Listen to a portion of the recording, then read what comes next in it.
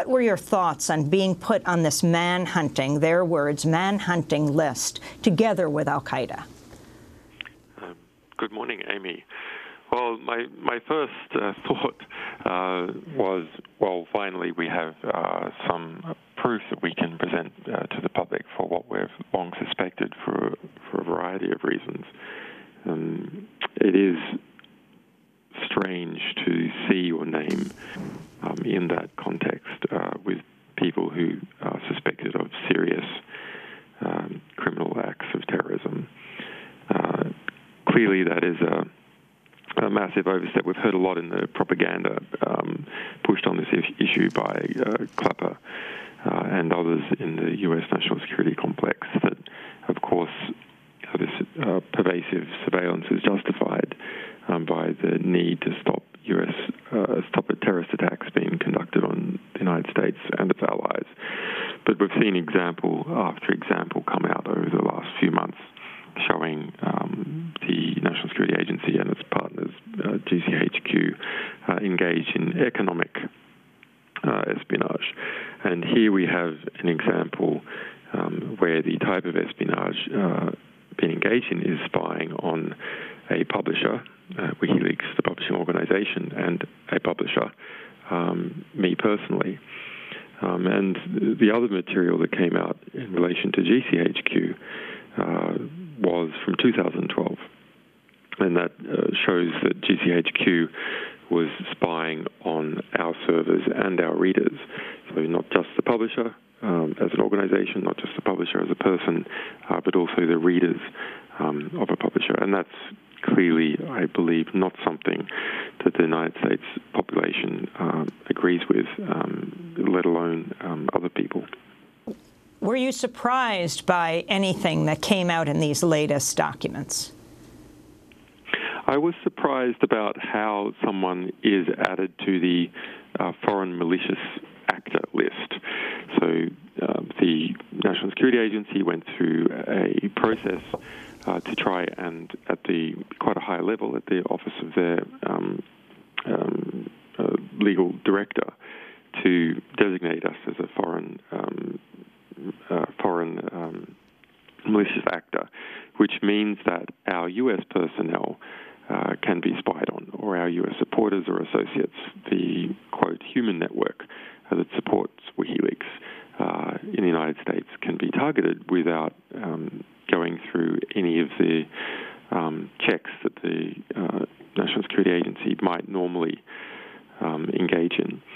And if you read the detail of that writing, you can see that it's quite a lackadaisical, cavalier approach to going into that very serious step of deciding to spy on a publisher and all its U.S. personnel. And we must assume that news agencies like Reuters or the Deutsche Press agency that have foreign correspondents in the United States who are American citizens or American citizens working overseas could be similarly affected. Julian Assange, the Intercept article quotes from the document you're referencing. It was from July 2011 and showed how two NSA officers consider designating WikiLeaks a, quote, malicious foreign actor. I want to read from the exchange between the NSA agency's general counsel and an arm of its Threat Operations Center. Quote, can we treat a foreign server who stores or potentially disseminates leaked or stolen U.S. data on its server as a malicious foreign actor for the purposes of targeting with no defeats? Examples, WikiLeaks, the piratebay.org, etc. The response was, quote, let us get back to you.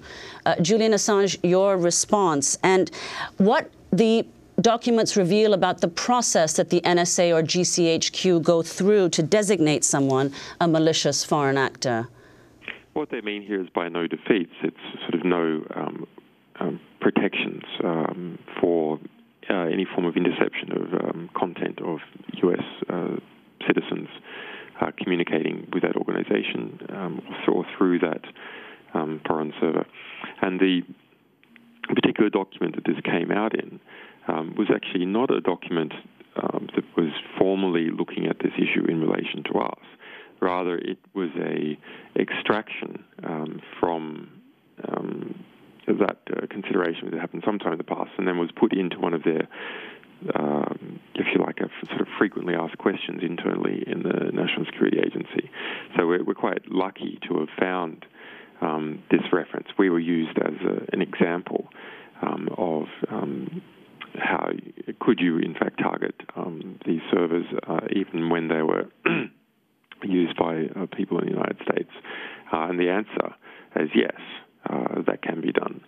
And we don't know what the answer was in our particular case, but given that the general example is yes, then we must assume that it was. And I think really now General Alexander needs to come clean and say, in fact, was that permitted in the case of Wikileaks, and did the National Security Agency proceed in spying on our U.S. personnel or our lawyers, for example, like Michael Ratner, who's based in New York.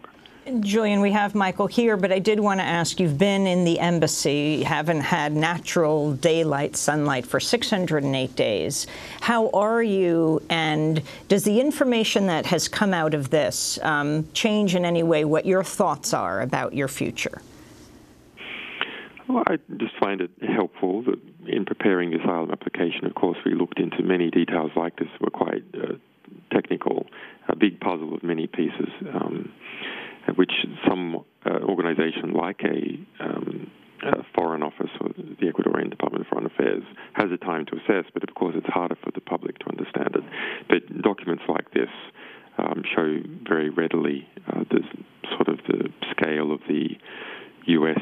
response to our publications and why it's unfortunately been necessary for me to apply and receive asylum, and for some of our other personnel, like Sarah Harrison, who's a British citizen, to be in legally advised exile in Germany.